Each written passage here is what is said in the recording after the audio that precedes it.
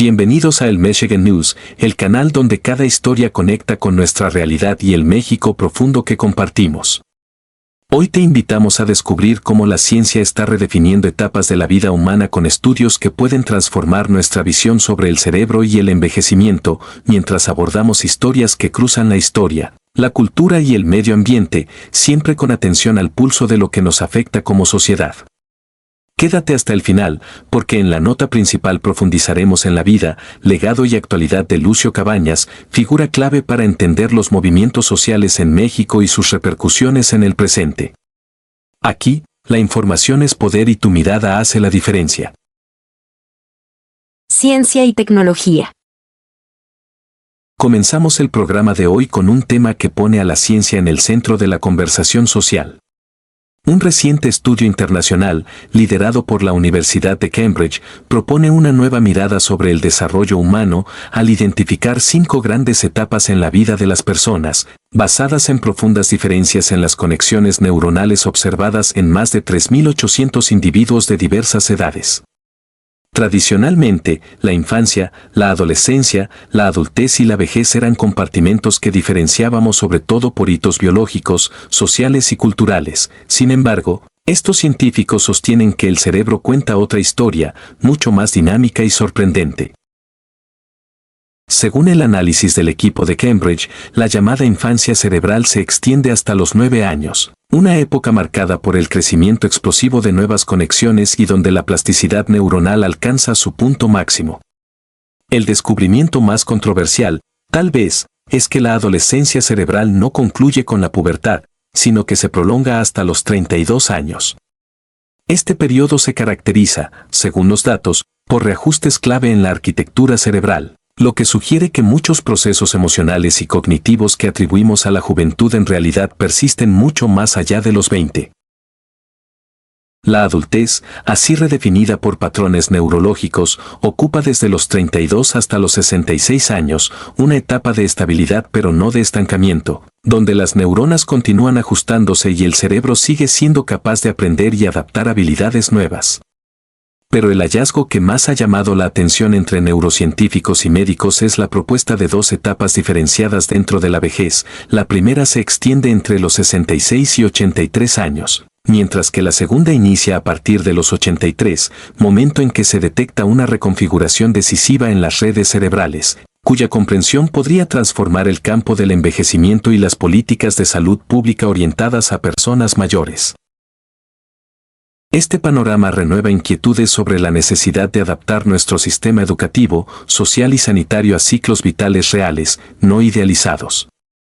Si la adolescencia en realidad se prolonga prácticamente hasta la tercera década y la vejez implica 2 fases fisiológicamente únicas, ¿no deberíamos repensar cuando tomamos decisiones clave sobre trabajo, familia y retiro? Mientras reflexionamos sobre cómo los avances en neurociencia pueden cambiar la vida cotidiana y las expectativas personales y colectivas, avanzamos hacia lo que ocurre en nuestro propio país y la percepción que el mundo tiene sobre la riqueza y diversidad mexicana. Aquí la ciencia inspira, pero México siempre sorprende en todos los sentidos. México. Pasamos ahora de la ciencia del cerebro a la imagen de un país que se mira al espejo del mundo. En su conferencia matutina, la presidenta Claudia Sheinbaum celebró un reconocimiento concreto. La Revista Internacional de Turismo Condé Nast Traveler colocó a México como el segundo país más bello del planeta, por encima de potencias como China, Canadá o Estados Unidos.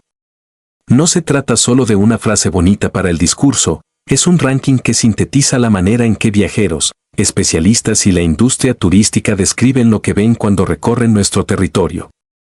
Frente a las cámaras, la mandataria subrayó que México forma parte del grupo de 12 naciones megadiversas del mundo, una categoría que lo reconoce como potencia en ecosistemas, turismo y patrimonio histórico, y que explica por qué el país se mantiene en el centro del mapa global cuando se habla de belleza natural y riqueza cultural. Este tipo de reconocimientos suelen leerse como medallas, pero también son radiografías. Cuando una publicación internacional otorga a México un lugar tan alto entre los países más bellos, lo hace considerando paisajes, biodiversidad, ciudades históricas, playas, gastronomía y la forma en que estos elementos se integran en una experiencia de viaje. Sin embargo, puertas adentro, ese elogio obliga a revisar cómo se está protegiendo aquello que genera tanta admiración. Ser megadiverso significa albergar una enorme variedad de especies y ecosistemas concentrados en un solo país, pero también implica un nivel de vulnerabilidad muy alto frente a la deforestación, la sobreexplotación de recursos, la contaminación y la expansión urbana sin control. La propia narrativa oficial que presume a México como potencia ambiental y turística pone sobre la mesa una contradicción. ¿Podemos sostener ese lugar en el ranking si no se garantiza la conservación real de bosques, mares y comunidades? En ese sentido, lo dicho por Sheinbaum en la mañanera funciona como un recordatorio público de lo que está en juego. Al destacar que México es megadiverso y al mismo tiempo celebrar el reconocimiento de Condenas Traveler, el mensaje hacia dentro del país no puede quedarse solo en el orgullo nacional. La belleza que se aplaude desde el extranjero está ligada a decisiones internas sobre áreas naturales protegidas, pesca, turismo sustentable, manejo del agua y respeto a las comunidades que custodian territorios ancestrales. El mérito turístico no puede desligarse de la agenda ambiental ni de la justicia social que exigen los pueblos que habitan esas regiones paradisíacas. Por eso, este bloque no solo habla de un ranking, sino de una tensión de fondo. México aparece en la portada del mundo por su esplendor, pero enfrenta al mismo tiempo amenazas que ponen en riesgo su condición de país megadiverso. La verdadera pregunta no es si merecemos o no el segundo lugar entre los países más bellos, sino si estaremos dispuestos a hacer lo necesario para no perder aquello que nos dio ese sitio.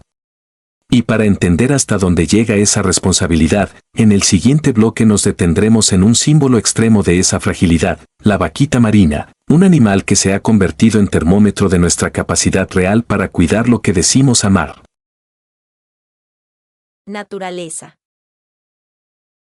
Entramos ahora a uno de los temas más delicados cuando hablamos de la belleza y la megadiversidad de México, la supervivencia de la vaquita marina, el mamífero marino más amenazado del planeta y un símbolo doloroso de cómo un país reconocido por su riqueza natural puede, al mismo tiempo, estar al borde de perder una de sus especies más emblemáticas. La vaquita habita exclusivamente en el Alto Golfo de California, un rincón de mar que debería ser santuario y orgullo nacional, pero que se ha convertido en escenario de pesca ilegal, disputas económicas y omisiones históricas de política pública. Su situación es tan crítica que cada nuevo informe sobre su población se lee casi como un conteo regresivo, un parte médico al borde del colapso. El reconocimiento internacional a los esfuerzos por proteger a la vaquita marina no llega por casualidad. Organismos ambientales, científicos y organizaciones civiles han insistido durante años en que lo que ocurra con esta especie marcará un precedente para la conservación mundial, si un país megadiverso, con recursos científicos y presencia constante en foros internacionales, permite la extinción de un animal único de su territorio, el mensaje hacia el resto del planeta será devastador. México ha implementado zonas de resguardo, restricciones de pesca y operativos de vigilancia, pero la combinación de redes ilegales, tráfico de especies y pobreza en comunidades pesqueras ha generado un cóctel difícil de desactivar. Cada reconocimiento externo a los esfuerzos de protección lleva detrás una advertencia: no basta con las buenas intenciones si en el agua la realidad sigue siendo mortal para la especie.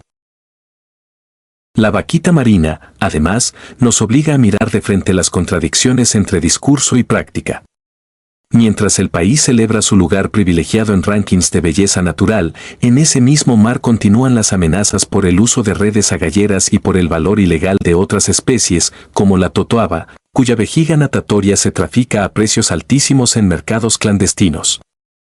El resultado es un ecosistema entero en tensión, donde pescadores que necesitan subsistir, autoridades con capacidades limitadas y criminalidad organizada se cruzan con el destino de un animal que no entiende de fronteras ni de tratados internacionales. Hablar de vaquita marina, en realidad, es hablar de modelos de desarrollo, de alternativas económicas dignas para las comunidades locales y de la voluntad real del Estado para hacer cumplir la ley en el mar. Por eso, cuando se reconoce a México por su riqueza ecológica, la vaquita funciona como una pregunta incómoda: ¿de qué sirve el título de país megadiverso si no somos capaces de proteger a las especies que solo existen aquí? La respuesta no puede quedarse en campañas ni en discursos aislados, sino en la construcción de acuerdos duraderos entre gobierno, comunidades pesqueras y científicos, donde el equilibrio entre conservación y sustento deje de ser un conflicto permanente. Con esta tensión en mente, pasamos al siguiente bloque, donde veremos cómo otra dimensión de la vida cotidiana, aparentemente tan simple como un antojo dulce, también esconde dilemas de salud pública y regulación que afectan directamente a millones de personas. Cultura culinaria. Dejamos por un momento el mar de la vaquita para entrar a un terreno cercano y cotidiano, la mesa, la lonchera, los antojos del día a día. En galletas, dulces y otros productos procesados aparece con frecuencia un ingrediente aparentemente inofensivo, el dióxido de titanio, identificado en etiquetas como E171, que ha sido objeto de creciente debate internacional por sus posibles riesgos a la salud. En varios países, como los de la Unión Europea, este aditivo ha sido señalado como posible carcinógeno y se han tomado decisiones para restringirlo o retirarlo del mercado, generando un efecto dominó en productores, autoridades sanitarias y consumidores que empiezan a mirar con más desconfianza lo que antes parecía solo una mezcla de harina, azúcar y color. El dióxido de titanio se utiliza principalmente para dar un color blanco intenso y un aspecto más atractivo a ciertos alimentos, desde galletas rellenas hasta chicles o confitería, convirtiéndose en un aliado de la industria que busca productos visualmente perfectos. Sin embargo, estudios recientes han puesto bajo la lupa la forma en que este compuesto se comporta en el organismo, sobre todo cuando se presenta en partículas muy finas que podrían acumularse en distintos tejidos. La decisión de la Unión Europea de considerarlo inseguro como aditivo alimentario encendió las alarmas en otros países, donde la discusión todavía avanza con más lentitud, dejando al consumidor en una zona gris. Lo que para unos mercados es suficientemente riesgoso como para prohibirse, en otros sigue circulando sin mayor advertencia que una clave pequeña en la lista de ingredientes. Para México, donde el consumo de ultraprocesados es alto y donde buena parte de la población infantil convive diariamente con este tipo de productos, el debate sobre el E171 no es técnico, es profundamente social. El país ya ha dado pasos importantes con el etiquetado frontal de advertencia, que busca informar sobre exceso de azúcares, grasas o sodio, pero el caso del dióxido de titanio plantea una pregunta adicional. ¿Qué tanto sabemos realmente de los aditivos que ingerimos a diario? La confianza en las instituciones sanitarias y la presión de la industria se cruzan en un campo donde la evidencia científica evoluciona y donde padres, escuelas y consumidores en general necesitan información clara para tomar decisiones. Más allá de si el dióxido de titanio termina prohibido, restringido o tolerado bajo ciertas condiciones, el mensaje de fondo es contundente. La apariencia de un alimento no puede estar por encima de la seguridad de quienes lo consumen, especialmente niñas y niños. Esta discusión revela que la salud pública no se juega solo en hospitales y consultorios, sino también en los pasillos del supermercado y en la regulación de lo que se permite o no poner en un empaque. Con esta idea en mente, damos un salto del plato al espacio exterior, porque así como miramos con lupa lo que entra a nuestro cuerpo, también es crucial observar lo que la humanidad ha sido capaz de reparar más allá de la atmósfera, en una de las misiones más emblemáticas de la ciencia moderna. Espacio. De un mundo microscópico de los aditivos saltamos ahora a la vastedad del universo, a una historia que recuerda hasta dónde puede llegar la ciencia cuando combina humildad, precisión y perseverancia. En 1993, la NASA lanzó el transbordador Endeavour en una misión muy particular, no para colocar un nuevo satélite, sino para reparar al ya famoso telescopio espacial Hubble, que había sido puesto en órbita con una falla óptica que empañaba sus imágenes y ponía en duda años de inversión y expectativas. Aquella misión de servicio se convirtió en una operación quirúrgica en pleno vacío, donde astronautas y equipos en tierra trabajaron como si se tratara de corregir la vista de un gigante que, una vez curado, nos mostraría el universo con una nitidez nunca antes vista. La reparación del Hubble no solo salvó un proyecto científico, sino que cambió la forma en que la humanidad se mira a sí misma. Tras la intervención, las imágenes que comenzaron a llegar eran tan detalladas y profundas que se volvieron parte del imaginario colectivo, nebulosas, galaxias lejanas, cúmulos estelares que parecían pinturas imposibles. Cada fotografía era a la vez un avance técnico y una invitación filosófica a cuestionar nuestro lugar en el cosmos. Desde las aulas hasta los hogares, el Hubble empezó a educar y a emocionar, demostrando que la ciencia no solo responde preguntas, también despierta nuevas. La misión del Endeavour, entonces, marcó un precedente: admitir el error, corregirlo y convertir un fracaso potencial en una de las mayores historias de éxito de la exploración espacial. Esta hazaña también deja lecciones aplicables muy lejos de la órbita terrestre, incluso en México. Habla de la importancia de mantener y reparar, no solo de inaugurar, de revisar críticamente lo que se hace mal y tener el valor de intervenir a tiempo, en lugar de esconder el problema. Si una agencia espacial puede rectificar en pleno espacio para rescatar un proyecto clave para la humanidad, también los gobiernos, las instituciones y las sociedades pueden y deben corregir el rumbo cuando una política, una obra o una decisión demuestra sus fallas. La ciencia, en este caso, no solo nos dio mejores imágenes del universo, también nos ofreció un ejemplo concreto de resiliencia y responsabilidad. Con esta mirada más amplia del cielo y de nuestras propias capacidades, hacemos un giro hacia la cultura popular y la memoria colectiva. Porque si el Hubble cambió la forma de ver el universo, hubo un videoclip que, desde otro frente, transformó la manera de entender la música y el espectáculo en la era moderna, marcando para siempre la relación entre imagen, sonido y narrativa. Música. Hoy nos detenemos en un punto de cruce entre memoria colectiva y biografías musicales que han acompañado a varias generaciones. En 1983, el estreno del videoclip de Thriller de Michael Jackson en Estados Unidos no solo revolucionó la forma de promocionar una canción, también abrió una etapa en la que la música dejó de ser únicamente algo que se escuchaba para convertirse en una experiencia visual total, tanto que, años más tarde, esta pieza sería reconocida como parte del patrimonio histórico estadounidense por su impacto cultural. En paralelo a ese parteaguas, distintas voces han ido componiendo la banda sonora de nuestras vidas, desde el bolero mexicano hasta el pop global, recordándonos que cada época encuentra en sus intérpretes una manera de nombrar sus deseos, sus duelos y sus fiestas. En ese mapa aparecen nombres que hoy suenan en playlists y redes, como Charlie Puth, nacido en 1991, representante de una generación que combina formación musical sólida con la lógica viral de las plataformas digitales, o Nelly Furtado, nacida en 1978, que a inicios de los 2000 llevó la mezcla de pop, influencias étnicas y colaboraciones masivas a los primeros lugares de popularidad.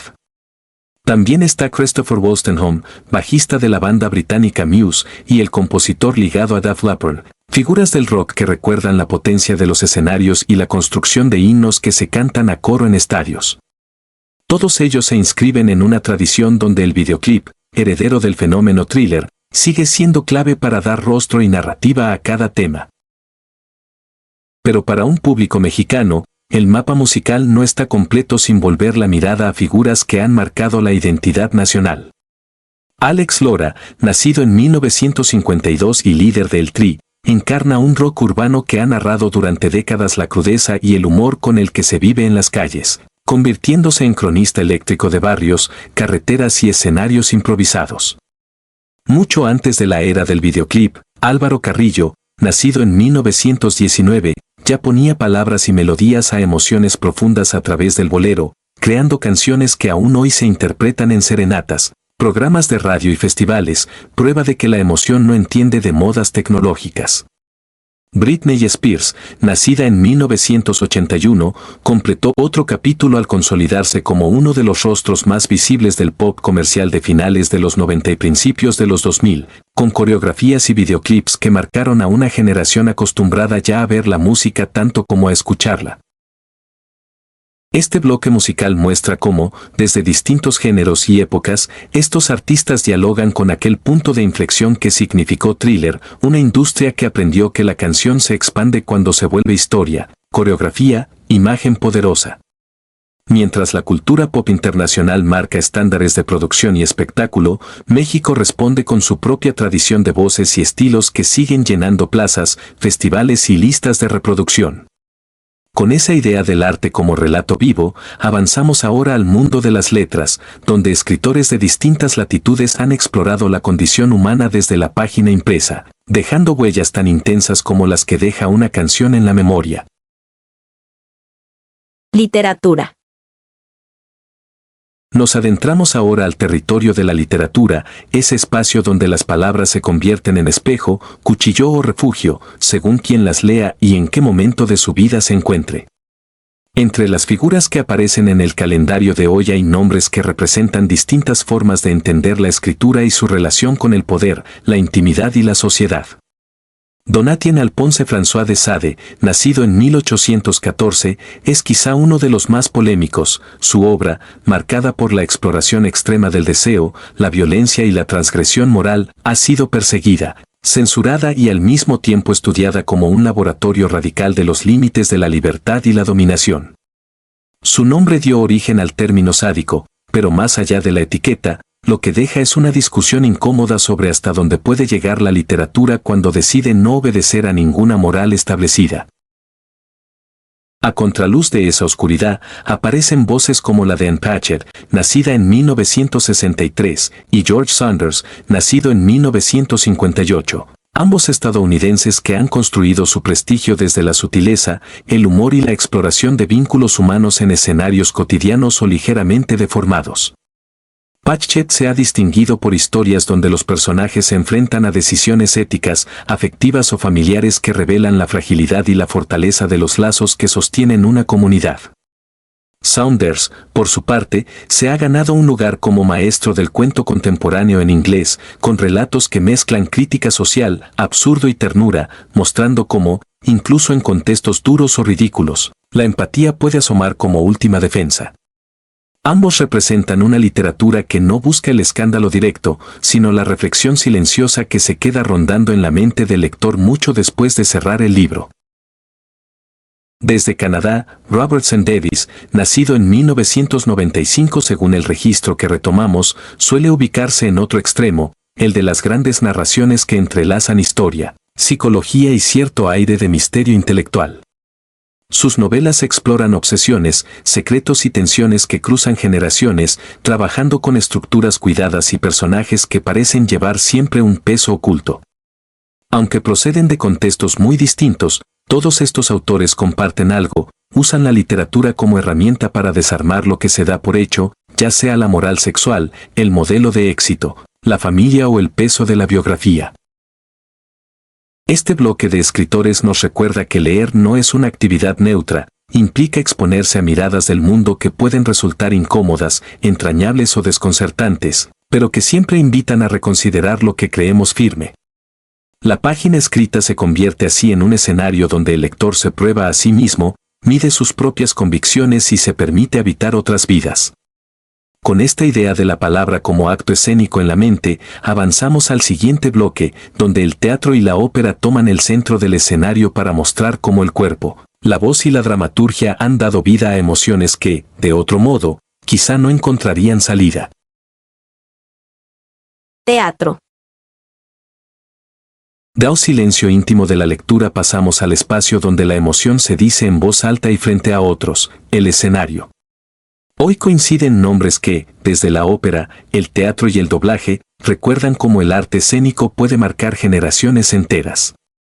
María Callas, nacida en 1923, se convirtió en una de las sopranos más influyentes del siglo XX, no solo por la potencia y el timbre de su voz, sino por la intensidad dramática con la que habitaba cada personaje. Su manera de encarnar el sufrimiento, la pasión o la desesperación en los grandes títulos de la ópera la convirtió en referencia obligada para entender que el canto, cuando se vuelve interpretación total, puede atravesar barreras de idioma y época. Cada función suya era un acontecimiento en el que el público no solo escuchaba arias, presenciaba la transformación de una mujer en heroína trágica frente a sus ojos. En la escritura dramática, Agman Rustan, nacido en 1918 según el registro que tomamos, representa otra cara del escenario, la del autor que construye personajes capaces de permanecer vivos mucho después de su estreno. Su nombre está ligado a obras que han recorrido el mundo con adaptaciones, lecturas y montajes que muestran la fuerza de un buen texto teatral cuando encuentra directores y actores dispuestos a darle nueva vida. La dramaturgia, en su caso, funciona como un puente entre el idealismo, el honor, el amor y el conflicto interno, permitiendo que el público se reconozca en dilemas que, aunque envueltos en época o verso, siguen resonando en la actualidad. El teatro, así, no es solo entretenimiento, es una forma de pensar en público.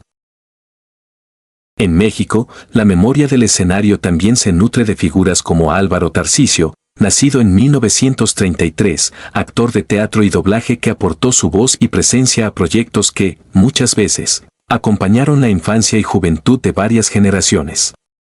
Su trabajo recuerda la relevancia del intérprete que tal vez no siempre aparece en los grandes titulares, pero que sostiene con profesionalismo la estructura de montajes, series y películas, dotando de identidad sonora a personajes animados o secundarios que el público reconoce sin necesariamente saber quién está detrás del micrófono. El doblaje, en ese sentido, es una forma de teatro invisible que, sin embargo, moldea la experiencia de millones de espectadores. Este conjunto de nombres, que va de los grandes teatros de ópera europeos a los foros y cabinas de grabación en México, muestra que el arte escénico es una cadena de esfuerzos donde la voz, el cuerpo y la palabra escrita se entrelazan para producir momentos que el público atesora como parte de su biografía. Cada función grabada, cada frase dicha sobre las tablas se inscribe en una tradición que sigue viva mientras haya alguien dispuesto a escuchar y mirar. Con esa imagen de rostros iluminados por la luz del escenario, avanzamos al siguiente bloque para explorar ahora la pintura, otro lenguaje que captura el tiempo y la emoción, pero esta vez en lienzos que invitan a detenerse y observar en silencio.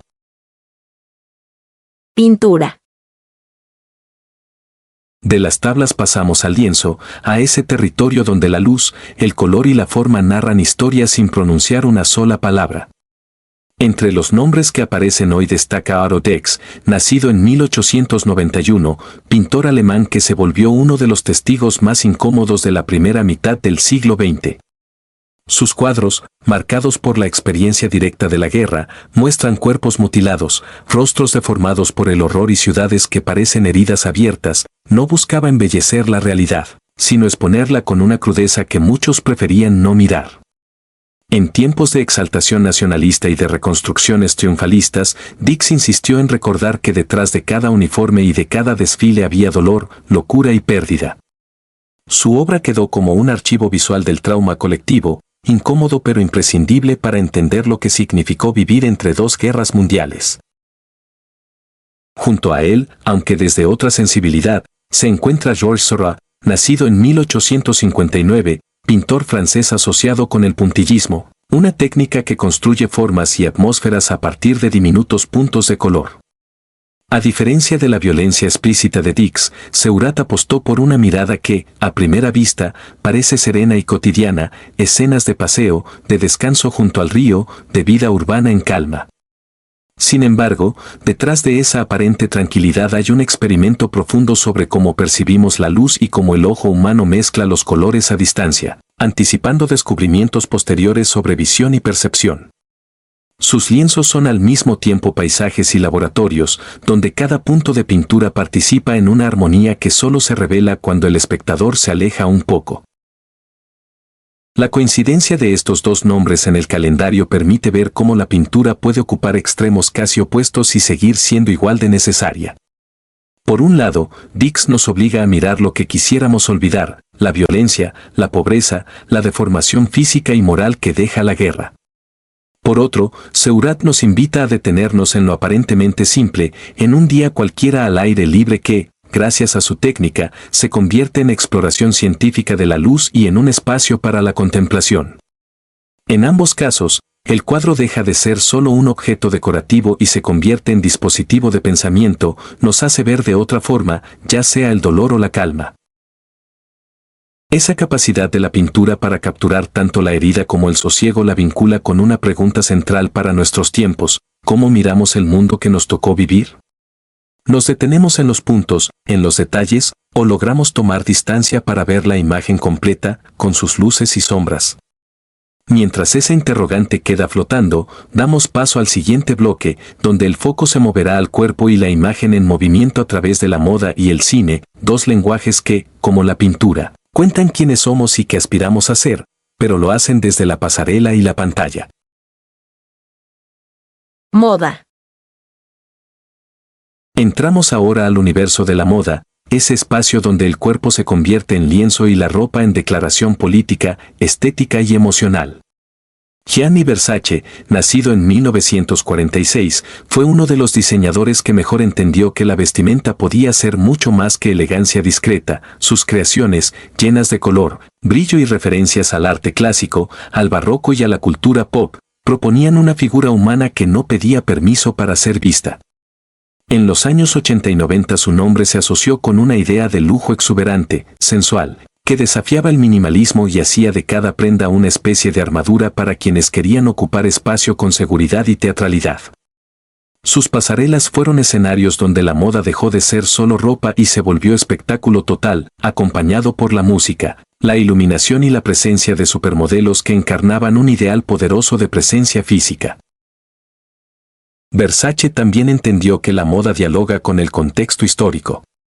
Sus diseños vistieron a artistas, cantantes y celebridades que, desde la televisión, el cine y los escenarios musicales, construían la cultura visual de finales del siglo XX. En plena expansión de los medios masivos y la cultura de la celebridad, sus estampados y cortes se volvieron reconocibles a simple vista, símbolo de un tiempo en el que el exceso y la ostentación se convertían en aspiración, pero también en motivo de crítica. La casa Versace supo jugar con esa tensión. Por un lado, ofrecía un sueño de lujo y glamour, por otro, colocaba en la pasarela cuerpos y actitudes que rompían con ciertos moldes tradicionales de elegancia europea, incorporando sensualidad mediterránea y una teatralidad casi operística. Mirar hoy la obra de Gianni Versace es ver la huella de una época en la que la globalización cultural comenzaba a acelerarse y la moda se consolidaba como lenguaje internacional. Su asesinato en 1997 marcó un punto de quiebre que reforzó la dimensión trágica y mítica de su figura, pero el legado continuó en manos de su casa de moda, que ha seguido reinterpretando su estilo en diálogo con nuevas generaciones. Para públicos como el mexicano, su trabajo llega a través de editoriales, colaboraciones, referencias en video y música, recordando que, aunque no todos puedan vestir una prenda de pasarela, la cultura visual que esos diseños generan termina influyendo en tendencias más accesibles, desde mercados hasta tiendas departamentales. La moda, entendida a través de figuras como Versace, se revela así como una forma de contar el tiempo. Cada colección captura deseos, miedos y fantasías de una sociedad en un momento específico. Con esa idea de la imagen como relato, damos paso al bloque siguiente, donde la pantalla grande toma el relevo y una actriz con un pie en Oriente y otro en Occidente se convierte en símbolo de cómo el cine puede tender puentes entre culturas que, durante años, se miraron a distancia. Cine. De la pasarela saltamos a la pantalla grande para encontrarnos con una figura que ha desafiado estereotipos y abierto camino a nuevas representaciones en el cine y la televisión. Lucy Liu, nacida en 1968 en Estados Unidos, hija de padres chinos. Su carrera se consolidó en un momento en que Hollywood todavía reducía con frecuencia a los actores asiáticos a papeles secundarios o caricaturizados, y sin embargo ella logró ocupar lugares centrales en producciones de alto impacto comercial. Desde cintas de acción hasta series de televisión, Lucy Liu combinó presencia física, carisma y versatilidad, demostrando que una actriz de origen asiático podía ser protagonista, figura de acción, interés romántico y personaje complejo sin quedar atrapada en un solo molde. Su participación en franquicias de gran visibilidad y en proyectos que jugaron con los códigos del cine de artes marciales y del thriller contribuyó a acercar a audiencias occidentales a estéticas y referencias que antes parecían lejanas. A la vez, su trabajo en televisión, donde encarnó a personajes con profundidad psicológica en series de larga duración, terminó de romper la barrera de la aparición exótica y la colocó como presencia estable en el imaginario seriéfilo. Todo esto en paralelo a su incursión en la producción, la dirección y las artes visuales, donde ha explorado otras formas de narrar y de representarse a sí misma más allá de los papeles que ofrece la industria. Lucy Liu se convirtió así en un punto de cruce entre mundos, encarnando la experiencia de quienes crecen entre dos culturas y deben negociar su identidad frente y detrás de la cámara. Su trayectoria dialoga con un cambio más amplio en el audiovisual global, donde la demanda de historias diversas y de repartos más representativos ha ido ganando espacio, aunque no sin resistencia.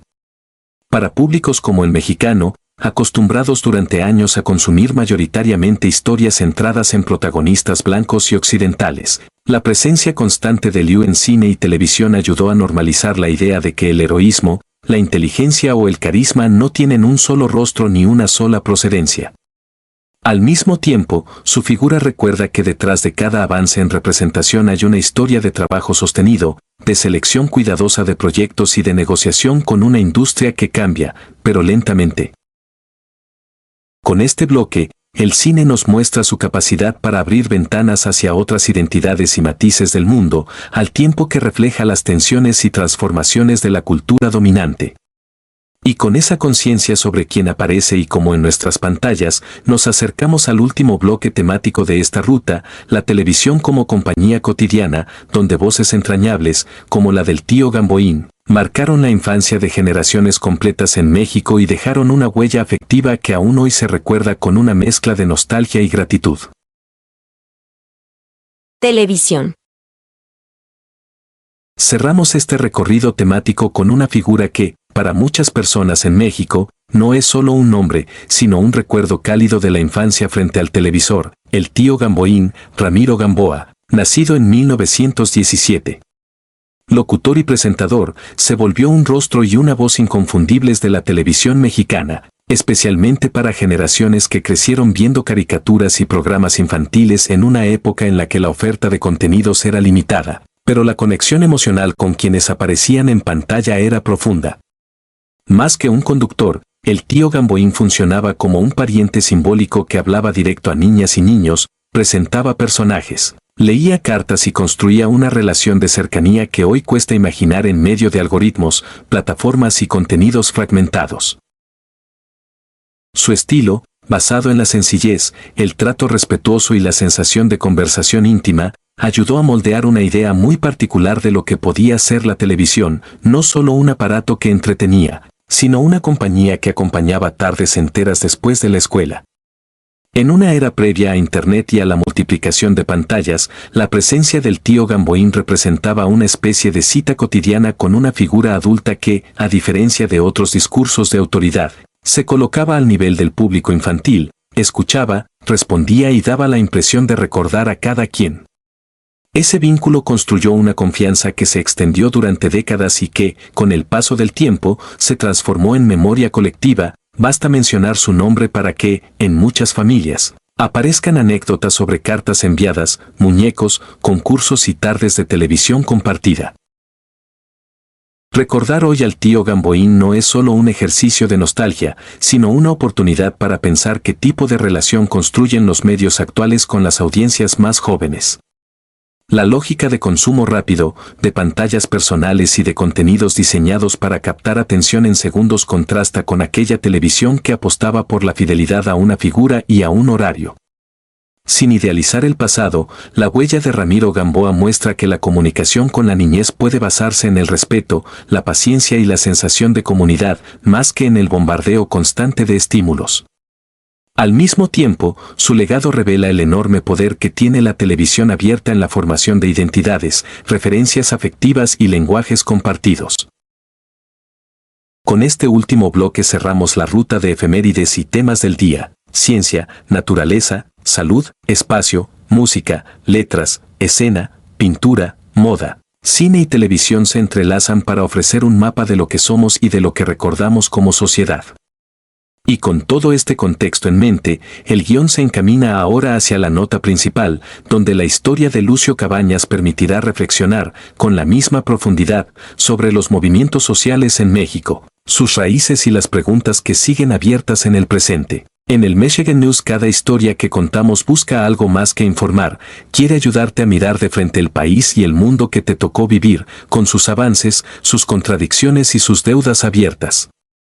Hoy pasamos del cerebro humano a la vaquita marina, de la belleza de México al peso de la guerra, de la música y la televisión a la figura incómoda de Lucio Cabañas, no para quedarnos en la nostalgia o en el escándalo, sino para recordar que detrás de cada dato hay personas, decisiones y futuros posibles. En tiempos de desinformación y ruido, elegir escuchar, contrastar y pensar en colectivo es ya un acto de defensa propia. Por eso aquí, en cada emisión, se sostiene la misma convicción editorial: la información es poder, y cuando ese poder se comparte con responsabilidad entre el periodismo y la ciudadanía, se convierte en la mejor herramienta que tenemos para exigir justicia, cuidar lo que somos y decidir con conciencia el rumbo que queremos para México.